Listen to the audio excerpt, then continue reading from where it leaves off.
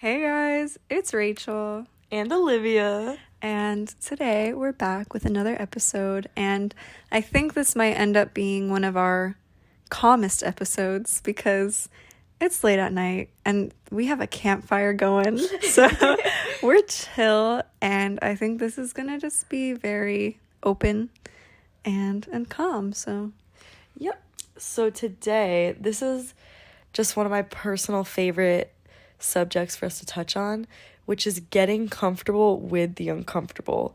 And the first way that I think about approaching that subject is probably, unconventional. thank you, is probably the more unconventional way of thinking about it, which is it's uncomfortable to tell people that you're uncomfortable.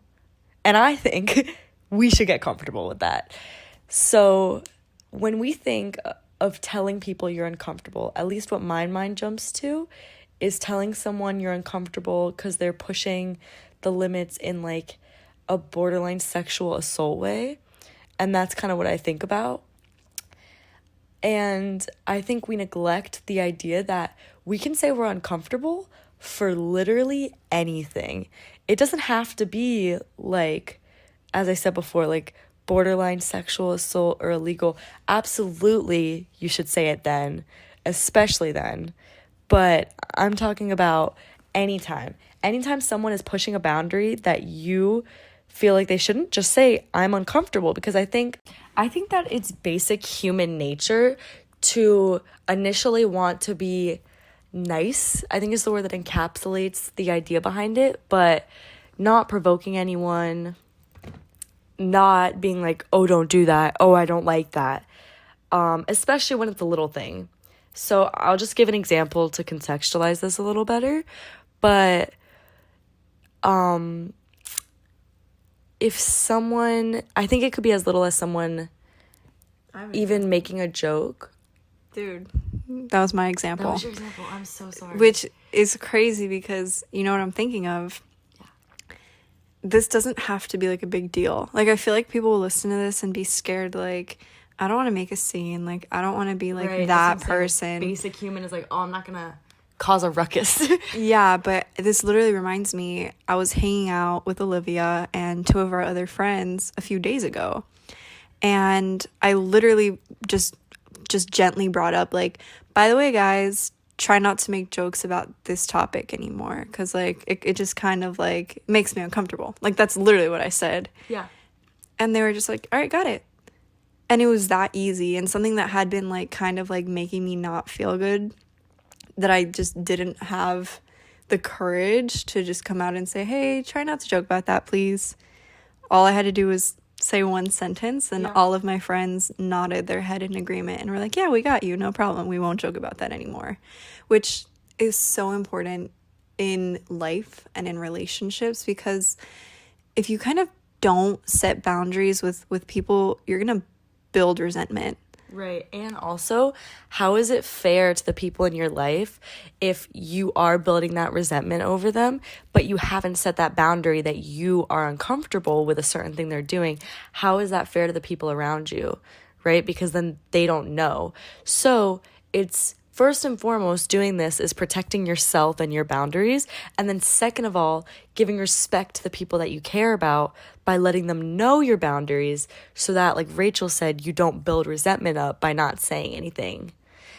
And I just thought of the example I was trying to think of earlier too, which it was just the smallest thing. But I had a friend over at my house, and he was being funny, and he was, oh, do you know Hershey's Kisses? How they have like the metal, like, Yeah, the wrapper. the metallic wrapper. So as a joke, he was like chewing on it, and then he was like, oh, try it. And then I was like, no, because the idea of tasting that was just like, ugh. Ew, yeah. Right? And then he's like, no, like just try it, right? And not like in a peer pressure way, but kind of like, oh, that would be funny, like you should try it. And then I was just really proud of myself, and it came out almost involuntary, where I was just like, I'm uncomfortable with that. Stop asking. Right? And it wasn't like in a mean way. I think I said that in a harsher tone than I even said that. I was like, I'm uncomfortable with that. Like, please don't ask anymore. I think that's how I said it. And I think people think that someone's gonna like be mad at them for kind of setting that because it sounds mean almost. But I was so proud of myself because you don't have to say it like in a rude way. Just like, I'm uncomfortable, please stop. And that's it. And it was just that moment really gave me the drive to make this podcast, because I was like, that's where the idea came from, even though that sounds so silly because it was over a Hershey Kiss wrapper. But it was like, and I wasn't mad at him at all, and I feel like I would have been annoyed and built resentment if I hadn't said anything, which isn't fair because he didn't know, right? But like, I set that boundary and I was like, I'm uncomfortable with that. And then it was like, he's like, okay. And it was completely dropped, like what Rachel said. We were all like, okay. And that's it. If you have good people around you, okay. And that's it. But you gotta set that boundary. You gotta put yourself out there and establish that. And it just I felt so proud of myself that I was able to just almost involuntarily state that. And I've been trying since then, because it's like 2 weeks ago. So since then, I've really been trying to just state, I'm uncomfortable with that. Please stop asking, or please don't do that, or please don't say this thing. Whatever it is, there is absolutely nothing wrong with coming out there and stating your boundaries. They're your boundaries. Another thing, on this podcast, we always preach kindness and being kind to strangers, but we also always preach standing up for yourself. So if like this random person at school starts talking to you disrespectfully or making jokes that you don't feel comfortable with, you can check them. Like, you can let them know, you can stop joking about that, I don't like that. Yeah. Or like, I think that's so important to stand up for yourself and to stand your ground and your morals, and just be like, I don't want to hear that. Like, just try not to joke about that in front of me, please. Or that was disrespectful and I don't appreciate that joke. For me especially, oh my gosh, another example that I'm thinking of a really, really, really good friend that I still have today. She one time made a joke about me having thin lips. And it's not something I'm insecure about anymore, but I didn't like where it came from. Like, I felt like it came from a place of just like, yeah. Just, I don't know. I didn't like the joke, and I didn't feel like it was funny. I felt like it's just putting me down. Right. Like, yeah. It was just putting me down. And I remember I told her, don't ever make fun of a physical feature of mine, never again, please. And since that day, like, nothing. She's never made a joke like that anymore. Right. But I feel like we all battle with insecurities and different just like feelings of self-worth, and it took so long for me to like fully love and accept myself for who I am, and to not want to change anything. So if I feel like someone's inhibiting that piece or making like comments on things that I am fully secure about, I just let them know, don't joke about that. It's not funny to me. I don't find it funny to put other people's features down. So please don't put me down in that respect. She's never done it again, and we're still really good friends. Like, it doesn't have to end a friendship, but it's so important that when something makes you uncomfortable or a joke is not funny, or if someone hurts your feelings, you say something and you stand up for yourself, because that's all it takes to stop like a cycle. Right. And I also I want to stress the importance of stating this early on. So if you see like someone does something or says something that does make you uncomfortable, instead of, I think if you just let it keep happening, it becomes a bigger thing. You have more resentment and they're saying it more. So I think when it becomes a larger part of your relationship with that person, they might feel more hurt when you're like, oh, I don't like that you've done this. I think it will cause more defensiveness in the other person if you tell them that you're uncomfortable, because they've been doing it for so long. And there's probably, I'm sure we've all been there, we've done something for so long and then someone tells you they don't like it, and then you're like, I've done it so many times though, like I wish I knew earlier. And yeah, that's so true. Right? That's so true. And if that is the case, that is how that is for you, like you're thinking while we're talking right now and you have like, oh, I have this thing in mind that this person does or says that I don't like, and it has been a long time, that's still okay. Absolutely, you can right that wrong. I'm just saying for the future, just catch it like the first time. Even if you haven't seen, you don't have to wait for a pattern, right? Like you don't have to wait for a pattern of disrespect in that area. The first time you feel that, you can feel the discomfort physically, you know? You can feel that queasiness. You can, maybe it's in, some people it's in your throat, kind of like a rock in your throat, or like in your stomach it's a little queasy, maybe like your chest is a little tight, or like I think different people have different physical reactions. But if you sense that, I think kind of just train your brain, like, boom, immediately, I'm uncomfortable. Tell that person. Like I said, when it happened with me last week or a couple weeks ago with my friend about the Hershey Kiss wrapper, it was like involuntary, like, boom, I'm uncomfortable. And I think stating that, the importance of it being an involuntary reaction and stating it so like quickly and swiftly like that is a foundation for a much healthier relationship. Because ongoing, and I'm not just talking about romantic relationship, I'm talking about familial, friendship, romantic, whatever it is, business too, that definitely plays a big factor, school, classmate, whatever it is, like you're setting that foundation for they know, whoever it is, they know immediately what you do and don't like. That's how you're going to cater to providing that person in that relationship kindness and respect, and vice versa. You know, that's an amazing point that you just brought up, because it reminds me of something that happened kind of recently where I got into a conversation with a friend about our friendship, and they were like, they brought up something that they had been resenting me for probably over a year. And I just remember being in shock, because I was like, how could you not tell me? Like, it's been like, I had no clue. It feels so bad, right? Yeah, like, I felt terrible. No idea. I was like, so long. I was like, it's been like almost a year, and this entire time I had no idea that I was hurting your feelings. Like, I am so insanely sorry. But it just goes to show, like, it is so important when you feel something and you know you don't like it, and it involves a friendship, speak it and use your voice and let your friend know, because it can literally ruin friendships and 100%. ruin relationships if you don't voice these things. Because he had been building up so much resentment over something I had no idea I was even doing wrong. Yeah. And I just remember thinking, like, wow, like, I wish I could have known this whole time. I would have put an end to it the very first day. Do you know what I mean? Right. But I didn't know for so long that it probably made it so much worse. So it's so important that, like, the second you feel something, if you feel discomfort, you set a boundary and you let your friend know, that's not a funny joke. I don't like that joke. Because they're going to think you're okay with it, you know, right. And they're not going to see any harm. And if you want that, give that same respect to your friend. If you would want to know, like, oh, I'm making them uncomfortable, I absolutely am going to stop, give them that too. Give them that opportunity to stop.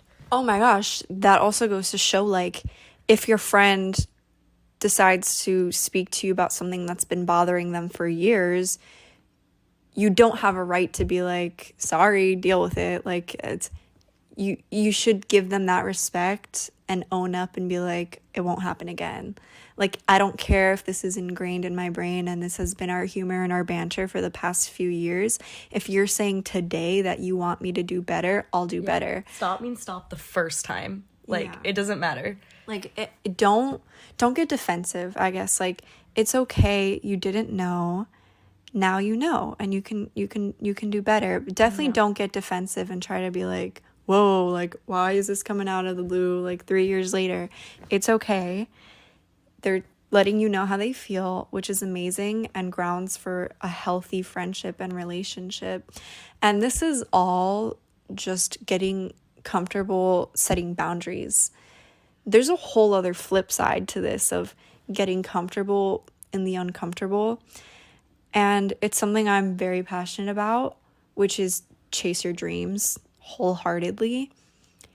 I can't even begin to describe the opportunities that Olivia and I have received just because we went outside of our comfort zone. Like, seriously. You know what's funny and like ironic is Words Carry Weight was totally out of my comfort zone. Like, I know I've told you this before, but the podcast doesn't know yet. But when Rachel was like, we could be a nonprofit, I was like, no, we can't. Like, we're 17. Like, it doesn't work like that. And she's like, no, we can. And she made it happen, and we're a nonprofit. And Words Carry Weight, oh my God, out of my comfort zone. Like reaching out to a lot of people and rejection that comes from Words Carry Weight. Like, I mean rejection, like reaching out for to present to certain people and them not responding. And a lot of that is out of my comfort zone. But oh my God, the gain that we've gotten from Words Carry Weight. Dude, that's like a whole other aspect of like getting comfortable with rejection is so insanely important. Yeah. Because when you get not accustomed to being rejected, but when you get numb to it, you become like unstoppable. Yeah. Because you don't have fear of being rejected. You will audition for the biggest roles and you'll apply to the most insane schools because you're not afraid of getting that rejection letter or being turned down, which is so important because it breeds resilience and it breeds success. But Olivia was saying that I pushed her out of her comfort zone, which is ironic because Olivia pushed me out of my comfort zone. Like I feel like we our friendship is just us pushing each other to do better and be better. But I remember over the summer, she really wanted us to shadow at a hospital, and I was like, "Are you kidding? Like, we're just gonna walk in there and ask them if we can shadow?" Yeah, we are. I was like, get a grip, Olivia. But I was like, you know what? Fine, I'll just walk with her and she can do the talking. Guys, she literally just straight up asked like the manager of the facility, "Can we shadow?" And the woman was like, "Yeah, I guess I'll make an exception for 2 high school students when this is a college only program, and I'll let you 2 kids shadow just because you asked." Like, it was that simple. Because I think that the fact that we had the courage and the passion to put ourselves out there and just go ask, I think that was probably what showed her like they deserve to do this. And that's kind of something that I like to live by, is like, why not? And obviously this doesn't apply to everything ever. Don't feed into every temptation, of course. But in regards to like, oh, I think I could be able to do this. I think this could possibly happen. Maybe it's like even if it's like a 10% shot, this could work. Why not just try? You know? Why not? So I was like, why not just ask if we can shadow? Like, and they said yes, and we never would have if we didn't. So I think that's definitely getting uncomfortable with the uncomfortable applies to like, just go for it. Just try. You know, my stepdad, he told me this story that was really inspiring, but when he was like, I want to say 20s or 30s, like late 20s, I think about early 30s, somewhere around there, he wanted to start his own business. And he didn't have the funds for it, so his mom gave him a big loan to start his business, and it failed. It went nowhere. And he told me, he's like, I regret nothing. She doesn't regret lending me that money.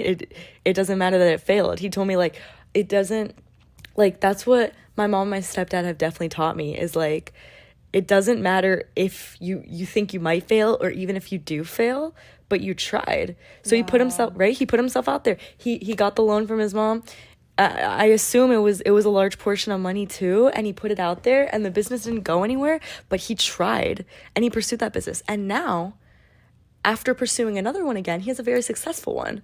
So I'm sure he learned a lot from that first business, and if he hadn't had that resilience, he never would have tried to pursue the second business, right? You know, it's so important that I'll say it again, wholeheartedly chase your dreams, because that reminds me of my brother dropped out of college, which is very unconventional. Not a good opener line. Very unconventional, but he aspires to be a professional gamer.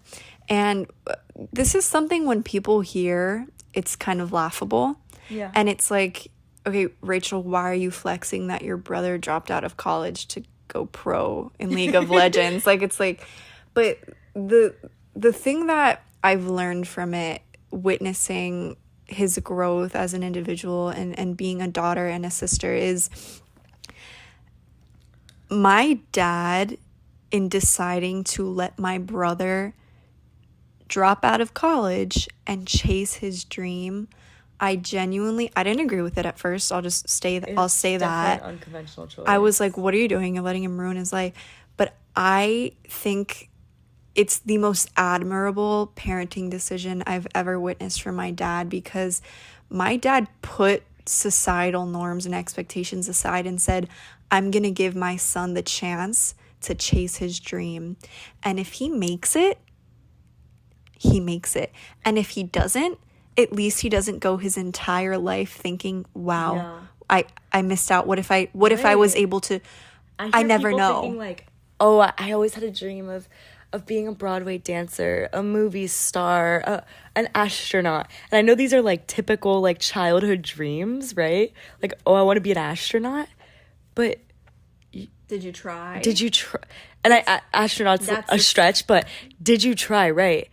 I think that's the thing. My dad was like, I don't want my son to grow up and think about what could have been. Mm-hmm. Like, that he never had the chance to chase that dream. So even if he fails, at least he had the chance to go for it, and he was given the opportunity. And I'll leave off at one last example that's a lot smaller, but it just goes to show how it can really transform your life. Is I always loved creating art, but I had this issue of when I would kind of create art, I would rush through it and I would finish, and I would literally look at my paintings or my drawings and just be disappointed. And I would like hide them away in a closet, or like just not be proud of them because I didn't like what I produced. And then this year it was terrifying, but I decided to like take AP art and enroll in an art class, which was so out of my comfort zone. Because if you already think you're not good at something, I don't know. Like, let me do more. Yeah, it's like demoralizing to sign yourself up for a class where the entire basis is how good you are. But pushing that comfort zone has literally, like, I will look at my drawings and like tear up of happiness, because I'm like, there's no way I just did that. Like, I produced that, my hands did that. It's like, it doesn't even feel real. And it's like, if I never got the courage to sign up for an art class because I was so insecure, and I never like stepped out of my comfort zone and stepped into a room of like insanely talented people, I would never be the artist that I am today right now. Yeah. And it goes to show, like, you don't know what you're capable of until you try. Don't discount yourself. Like, you were capable of so many amazing things. You probably have so many amazing hidden talents. Even just us presenting. Like, dude, did you know you were that good of a presenter until we did Words Carry Weight? Yeah, not really. Yeah, I feel like it's just, you don't know until you try, and then you just unleash this whole new version of yourself that's just so, like, agreed. I didn't know I had all of these talents. Yeah, and I know you said one last example, but I'm going to do like one last second, like a second last example, because it's very closely related to what Rachel just said. And this is something that I think was like a catalyst for the motivation that I have this year versus last year and junior year, because my motivation throughout high school has definitely changed, and this class changed so much for me. So I took if you guys don't know what AP is, it's advanced placement classes. So I took AP Capstone Research last year, which is a really crazy class. And if you look at the pass rate, it's pretty good. It's 86%. But if you realize there's not that many kids that take it, and they're all so smart, top of the class, amazing researchers and writers. And I've typically been pretty confident about my intellect level in my classes in the past. But when I started this class last year, I was like, I am the dumbest kid in this room. That's literally like what I tell myself. I'm like, I'm the dumbest kid. I would come home and cry about that class because I'm like, I am actually so unintelligent compared to these rest of these kids. Like, what am I doing in this class? Which is never true. Never, ever true, by the way. If you feel that, that's never true. Intelligence is not measured based off of, like, how big vocabulary. Right. How big your vocabulary. How, like, what long words you use. It's not about that, first of all. But that's where I'm going with this, is that, so I went through, and so just a little summary of the class. It's basically conducting your own research and writing an entire research paper to submit to the AP graders at the end of the year to get your final grade. And this class is a big deal, you know, it opens up a lot of doors for me in college. So I was just like, oh my God, I'm gonna fit, why, I've never thought about dropping out of a class before, but I 100% almost did it, totally considered it, because I'm like, why am I taking this class if I'm gonna fail eventually? And then it's just gonna look bad on my college applications. But my mom did not raise me that way. She did not want me to quit, and I've never really been encouraged to quit things like that at all. So I was like, all right, let's do it, you know? But for, I want to say, at least the first 3 out of 4 quarters, by the way, so that's most of the year, I totally just skated by doing as little as possible in that class. And we all know why. Fear of failure, right? So I just wasn't giving it anything. Even I have the teacher I had last year, I have her again this year. She even says it. She's like, I was worried about you last year. Like, you were half in the door, half out in that class. And it was just terrifying. And hearing all these kids talk about their research ideas and what their plans are and the experiments they're conducting and how they're writing it, what literature they're basing it off of, I'm like, oh my God, like, Are you serious? Yeah. Well, you're supposed to base it off. Oh my God. That is what you're supposed to do. No, it's a hefty class. It's a hefty workload. And I was like, oh my God, listening to these kids, I'm like, there's no way I could do any of that. But guys, why was I telling myself that when I didn't even try to do any of it? So at the end of the year, 4th quarter, the paper's due soon. And when I tell you, it was due in like 2 weeks. And I had skated by so much throughout the year, just barely done enough to get an A in the class, to where I was like, well, I can't keep this paper. Like, I need to rewrite it. And something lit in me. I don't know what it was. This spark of like, I can do it. I can do it. And even if I can't do it, I'm going to try. And for 2 weeks straight, every day for, I want to say like 4 hours, like maybe more, just working so hard on this paper. No, I definitely spent like over like at least 150 hours on this paper, and I got a 5 on it, which in AP World, that is the highest grade you can get. And I am so proud of myself. That showed me, that was the catalyst for like, why was I telling myself I couldn't do it? And I never even tried. And when I tried, when I really put my all in, I did it. I got an amazing score. So Don't talk yourself out of things. Just go for it. You have no idea what you're capable of. I feel like we all have these like bad because I told myself I was bad. Wow. Yeah. Did you hear that?